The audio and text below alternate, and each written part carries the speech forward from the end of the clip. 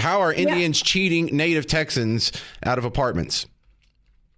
Well, I mean, it started happening slowly at first. And how this all really started was we can blame Greg Abbott and the economic director of business for Frisco as well, because he also went over to India and they both pretty much begged them all to come here.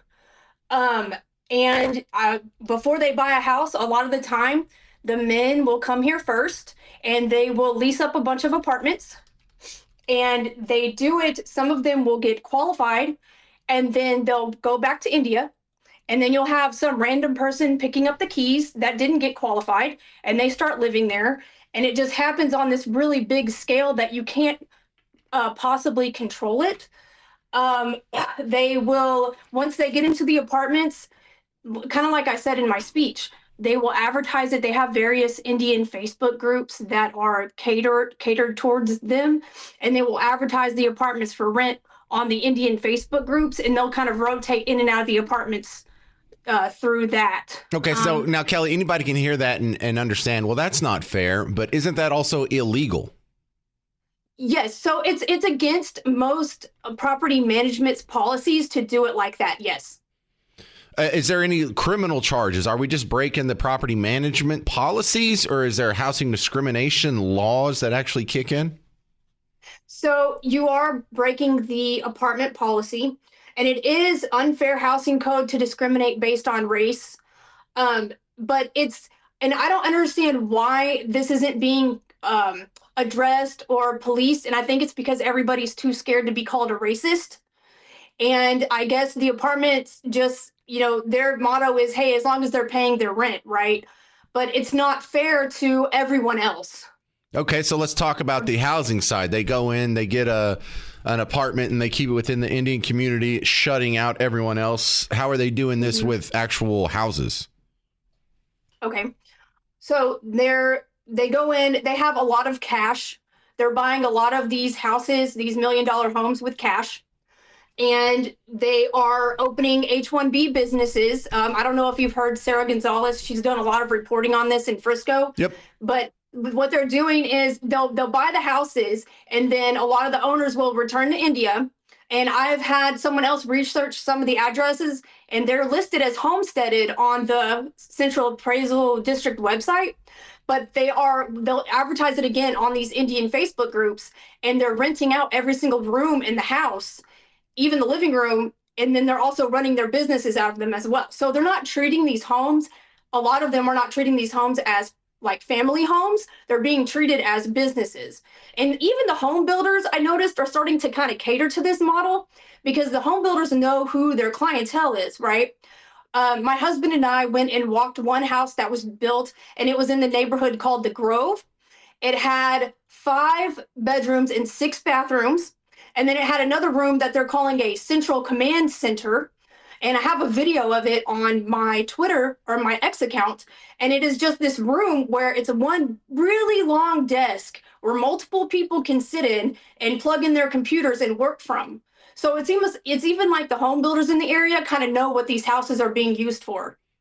Interesting. So it's really fishy. It's really fishy. Yeah. All right. Kelly, you're a local realtor. You've had some training in this. What can we do about it? Isn't there some agency you can report this to and they'll go clean it right up? So there is the Texas Real Estate Commission.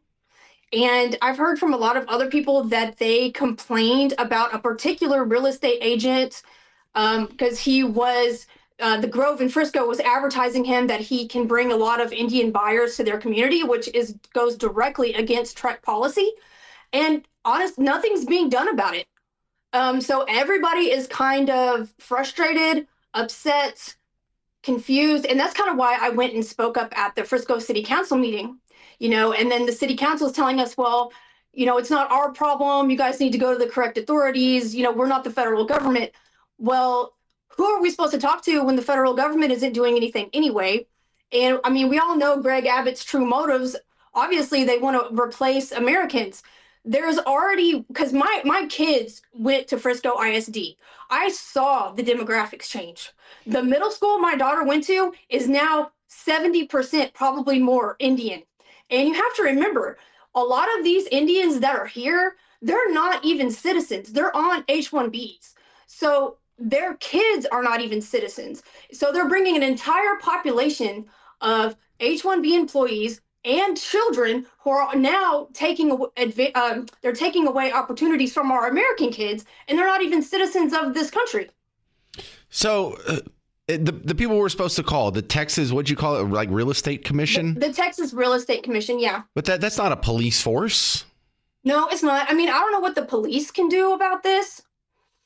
I really don't. But it's going to become more of a problem because they all want to live in Frisco because of they're getting the H-1B jobs and applications there. There's a lot of fake documents being made for these H-1B employees as well. And it's just all happening kind of like Frisco is kind of the hub of this. And now there's going to be another large temple that's going to be built, and it's going to be bigger than the one that's on Independence. Talk about the effect that this has on not just the local residents of Frisco, but like myself and Miss Parker have talked about moving in closer so I don't have to drive in from Bug Tussle all the time. And Frisco used to be on the list of places that we were considering. I'm not so sure it is anymore. What would you say to that, Kelly? I wouldn't want to live there. I moved out. My kids, once they graduated, well, my oldest daughter still works there without saying too much because I don't want to get her in trouble with her job. Works at the school or just in Frisco in general? She works in Frisco, not at the school. Okay. She works at a school in Frisco, but I'm not going to say which one. That's good. Close enough. Yeah, but she feels like an outsider in her own country. And, I just wanted to let people know, it's not in your imagination. I was on a Reddit thread, with a lot of American families that have moved out of Frisco. What they do is they get into these housing communities and they take over the HOAs and they bully the American residents until they leave. So it's not in your imagination. I've heard guys. those stories. This is happening. Okay, Kelly, we have some callers. I think they might have some questions you can help with. So stick with me here. We're going to start with Bill in Fort Worth. You're talking to James Parker and local realtor Kelly Smith. Hello, James. Hello, Kelly. Hello, Bill. Isn't this fraud? If you fill out an application to lease an apartment or lease a home, and don't you have to state that you're going to reside there? And if you don't reside there and you sublease it, aren't you committing fraud? Kelly? And if that's the case, wouldn't this be something that the Collin County DA would be involved in? Your question is the same question that I have. Did I lose you? Because she's there. She hears you. I know that. Okay. Yeah, I hear you. Your question is the same question that I had, because back when I was working in property management, I'm not going to call out the company that I worked for because this is a problem in all of the apartment communities, not just the one I worked for. I would say hey, the person who's renting the apartment isn't here. What are we going to do about this? And I would just kind of get ignored. But it does go directly against the policies. So I don't know. I honestly don't know how we fix this. Well, does the apartment complex have to want to press charges in order for that to actually be enforced? So they kind of do, and it costs a lot of money to file evictions. It costs a lot of money to go into that. So they mainly focus on, people who aren't paying rent and people who are being quote unquote problem residents. So they don't focus on this as much as they should. Okay. They don't. Well, that answers Bill's question. Let's go to Ryan. Ryan in Hazlet. You're on News Talk 820, 93.3 FM, WBAP. So there's two things I think we can do, James. One, if you have multiple families living in the same home, you can report them to code enforcement because houses are zoned as single-family residence. If there's multiple families living in the residence and you can prove it, which neighbors usually can, they see 20 adult males. Ryan, I'm sorry to interrupt. That all sounds correct. Why aren't we doing this already? Do I have to incentivize this? Hey, if you can get someone kicked out of a house that's living there illegally, I'll give you a WBAP koozie. I mean, how do we incentivize this? Hey, well, that was my other one. You can enforce this by a sneaky way of if you apply to rent there and you're denied, you can then sue them for an equal housing opportunity violation. Interesting. So All right, Ryan. Enforcement is money. All right, let's get our response. Thank you for your call, Ryan. Kelly, is it really that simple? You can apply to rent there and then sue them into oblivion if they're doing this? If you can prove without a doubt that they discriminated against you based on your race. Okay, yes. That sounds hard. But unfortunately, it's hard to do that. And also lawsuits are expensive for people that don't have a lot of money. And we all know this. So it's something that they're just getting away with because it's just so hard to sue them. Like, okay, for instance, I'm not going to say exactly where I live, but there is a house, a couple houses down from me, that the owners bought it. They're Indian. They live in India. They moved back to India, and the house is just sitting there. It's been for rent for over a year and a half. I have seen several American families want to rent this house, come, tour it, all of that. It's been sitting there for a year and a half, and they finally just rented it. And guess what? They're people who are directly moved here from India, and they turned down all the other people. They had the money to just let the house sit and turn down all those other people until they found an Indian family renter. You know, I hate to bring up the old trite trope that comes up on this show, but substitute white for that and see if anyone would have a fuss with it. No, I just held onto this house for a year and a half, and I didn't rent it out to anyone who was asking until I found the appropriate white person and see if that would get a little more attention. Oh, the hammers of justice definitely come down on white people a lot harder than anybody else. I always laugh and joke and I say rules are only for white people because nobody else really has to follow them.